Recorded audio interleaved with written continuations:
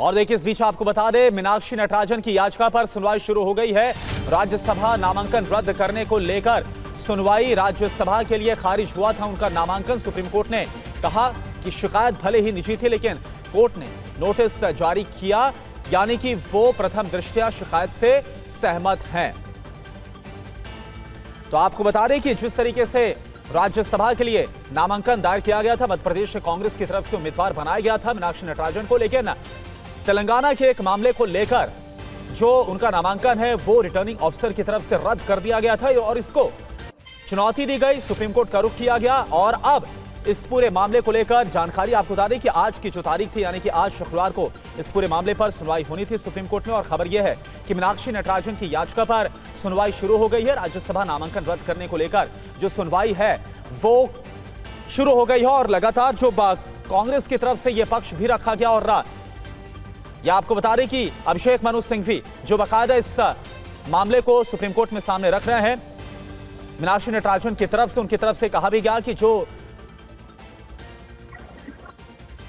Returning officer की तरफ से नामांकन रद्द किया गया वो सरासर गलत। और कुमार विक्रांत इस वक्त हमारे साथ जुड़े हुए और ज्यादा जानकारी के साथ। कुमार, अब क्योंकि इस पूरे मामले में सुनवाई आज शुरू हो गई है, लेकिन कांग्रेस की तरफ से लगातार यह कहा गया कि रिटर्निंग ऑफिसर का जो फैसला था वो सरासर गलत था। खुद अभिषेक मनु सिंघवी को इसके पहले हमने सुना, उनकी तरफ से कहा गया कि जो मामला है अभी ना तो इसमें कोई एफआईआर है ना ही कोई चार्जशीट है, और लेकिन ये सारा जो फैसला लिया गया था वो सरासर गलत था। जी बिल्कुल, कांग्रेस के जो 62 में से 61 विधायक दिल्ली पहुंचे हैं। 24 अकबर रोड में उन्होंने प्रेस कॉन्फ्रेंस की और उनका कहना है कि 58 विधायक की जरूरत थी, 58 विधायकों की, और 61 उनके पास यहाँ पर मौजूद है। कमलनाथ व्यक्तिगत कारणों से नहीं आ पाए हैं, वरना उनके पास 62 विधायक हैं। और ऐसे में जब संख्या बल के आधार पर बीजेपी नहीं जीत पाई तो उसने आरओ को, जो रिटर्निंग ऑफिसर हैं, उनके जरिए मीनाक्षी नटराजन का गलत तरीके से नामांकन रद्द कराया। इन विधायकों ने का कहना है कि हमने राष्ट्रपति से मिलने का 4 से 5 बार समय मांगा, लेकिन हमको समय नहीं दिया गया। और आज सुबह 10:27 पे मेल के जरिए बताया गया कि राष्ट्रपति व्यस्त हैं, वो नहीं मिल पाएंगी। तो इसके बाद ये सभी कांग्रेस का झंडा लेकर और भाजपा का एक ही काम, लोकतंत्र को करे बदनाम, ये इस तरह के पोस्टर, नारे, बैनर लेकर के ये विधायक कांग्रेस के गेट पर खड़े होकर नारेबाजी कर रहे हैं। और इनका कहना है कि हम राष्ट्रपति भवन जाना चाहते हैं। चारों तरफ पुलिस के बैरिकेडिंग, पुलिस बल तैनात है, बैरिकेडिंग किया हुआ है।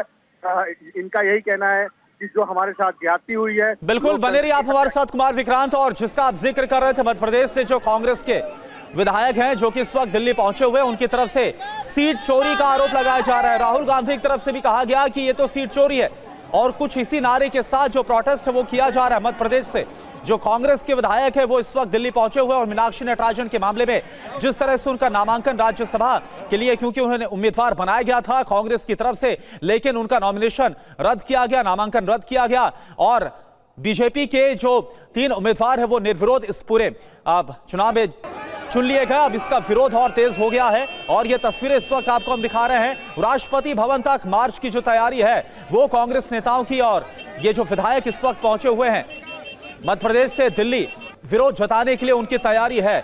और कुमार विक्रांत इस वक्त हमारे साथ जुड़े हैं। कुमार, जो प्रोटेस्ट की तस्वीरें तो हम दिखा रहे हैं, लेकिन जो विधायक हैं, जो नेता यहां पर प्रोटेस्ट कर रहे हैं, प्रदर्शन कर रहे हैं, उनका क्या कहना है, क्या उम्मीद है उन्हें आगे? देखिए, उनका कहना है कि हम सुप्रीम कोर्ट से, हमको काफी उम्मीदें हैं कि वो लोकतंत्र को बचाएगा। लेकिन जिस तरीके से चुनाव आयोग ने हम उनके पास गए, हमने अपनी बात रखी, हमारे नेताओं ने पक्ष रखा, अभिषेक मनु सिंघवी जैसे वरिष्ठ वकील ने पक्ष रखा, उसके बाद ना उन्होंने उस पर कोई रिएक्शन ही नहीं दिया, ना उसको रिजेक्ट किया, ना एक्सेप्ट किया। तो ये चुनाव आयोग जो है वो एक तरीके से सरकार के सहयोगी के तौर पर काम कर रहा है, ऐसा इनका आरोप है। और बार बार, चाहे वो जीतू पटवारी प्रदेश अध्यक्ष हो, चाहे उमंग सिंगार हो, खुद मीनाक्षी नटराजन और प्रभारी हरीश चौधरी, उनका बार बार यही कहना था कि कोई भी गलती नहीं की है नामांकन दाखिल करने में, सिर्फ और सिर्फ बीजेपी के इशारे पर नामांकन रद्द किया गया है। ये लोकतंत्र की हत्या है और इसके खिलाफ हम सड़कों पर प्रदर्शन करते रहेंगे। और सुप्रीम कोर्ट से हमको काफी उम्मीदें हैं कि वो लोकतंत्र को बचाएगा। जी ठीक है, तो सुप्रीम कोर्ट में सुनवाई शुरू हो गई है और जो कांग्रेस के विधायक हैं जो कि मध्य प्रदेश से इस वक्त दिल्ली पहुंचे हुए हैं, राष्ट्रपति भवन तक मार्च करेंगे और उनकी तरफ से कहा गया है कि अब उन्हें सर्वोच्च अदालत से काफी उम्मीद है। बहुत बहुत शुक्रिया आपका इस पूरी जानकारी के लिए।